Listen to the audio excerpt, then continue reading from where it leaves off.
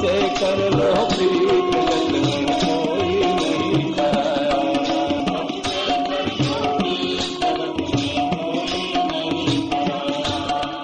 सबसे कर लो प्रीत जगत में कोई नहीं पराया।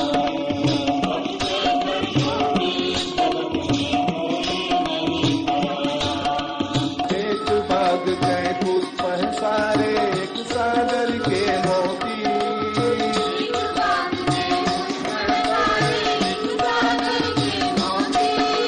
जितने हैं संसार के प्राणी सब में एक ज्योति। इस कार्यक्रम में हम आपका स्वागत करते हैं। यह कार्यक्रम समाज कल्याण के लिए योग सेवा केंद्र की तरफ से प्रस्तुत किया जा रहा है।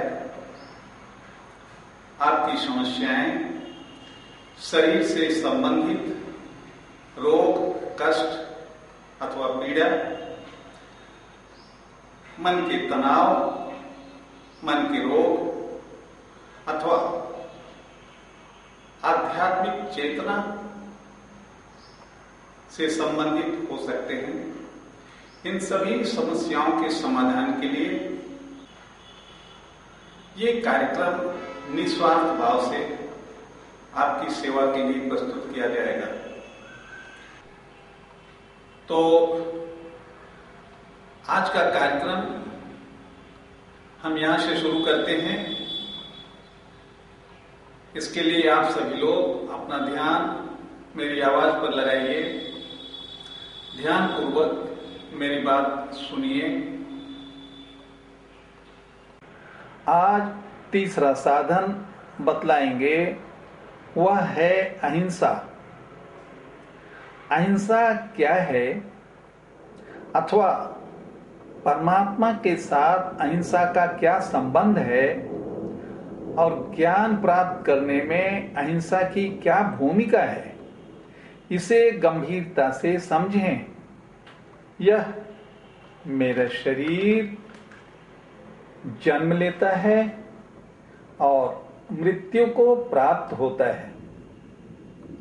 यह जीवन चक्र इसी प्रकार चलता रहता है। इस जीवन चक्र को कैसे रोका जाए, क्यों रोकें, इसे जानिए कि जीवन चक्र को रोकना हमारे लिए क्यों अनिवार्य है। हमारे दुखों का मूल कारण यह जीवन चक्र है। परमात्मा की अनुभूति में जीवन चक्र एक बाधा है। मोक्ष ही एकमात्र साधन है जो ईश्वर दर्शन करा सकता है। मोक्ष का मतलब जीवन चक्र का रुक जाना। इस जीवन चक्र को रोकने के लिए पहले यह समझिए कि यह चक्र चलता कैसे है। इस शरीर को आत्मा धारण करती है। हम धर्म अधर्म, कर्म कुकर्म, अच्छा बुरा जो समझ में आया उसे ज्ञान के अभाव में करते रहे।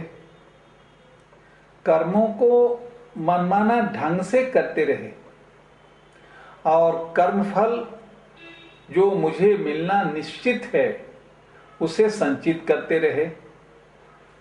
संचित कर्मों में से जो कर्म अपना फल देने के लिए प्रस्तुत होता है उसे प्रारब्ध कर्म कहते हैं।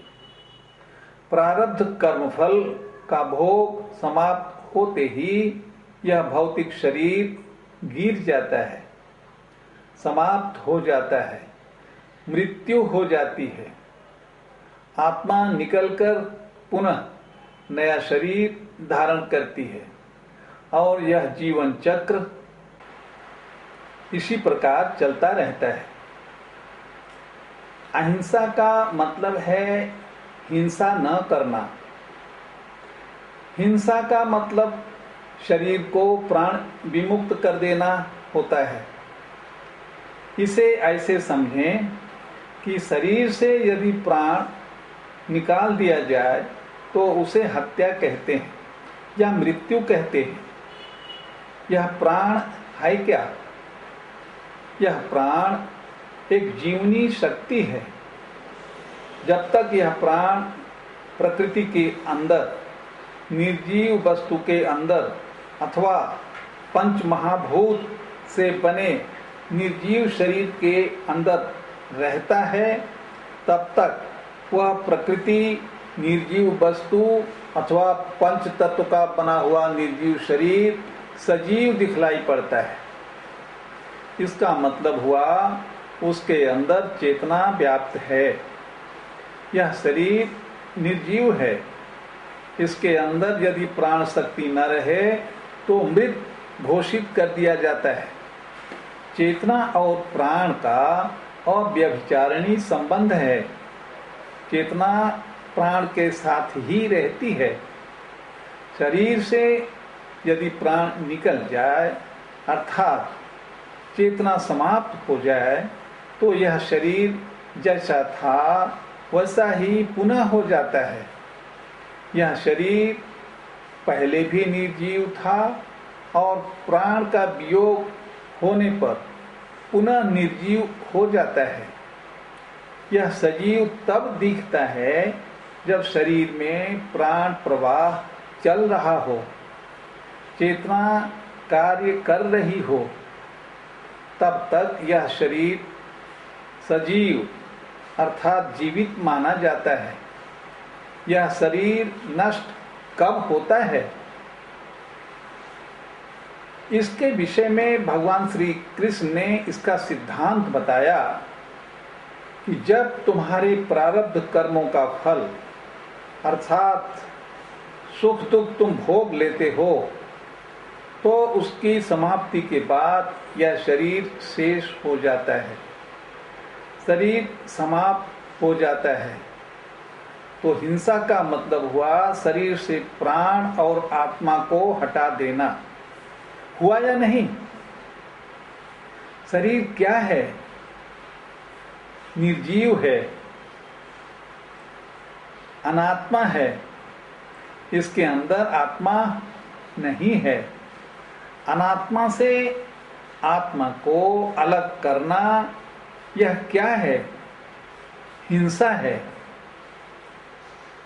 अनात्मा से आत्मा को अलग करना हिंसा है। और ये हिंसा कौन करता है? तुम करते हो। कैसे? तुम इस शरीर में आत्मा का प्रवेश कराते हो। इसके साथ देहाध्यास करके धर्माधर्म, कर्म दुष्कर्म, ज्ञान अज्ञान सब कुछ, जैसी बुद्धि जैसा विवेक वैसा कर्म तुमने किया और सब कर्मों का फल तुम्हारे संचित विभाग में जमा हुआ। जिन कर्मों का फल तुमने अपने जीवन काल में भोग कर लिया तो वो प्रारब्ध कर्म फल कहलाए।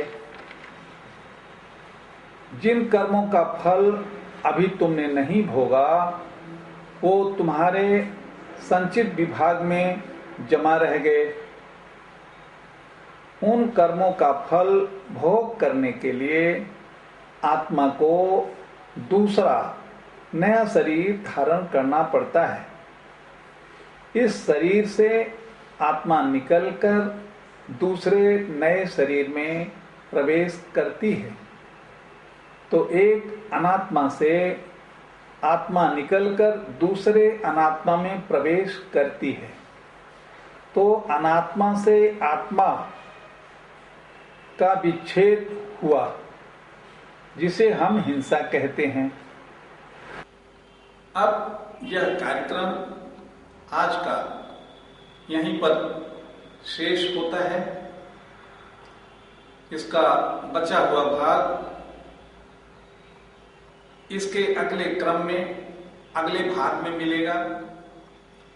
हरिओम तत्सत।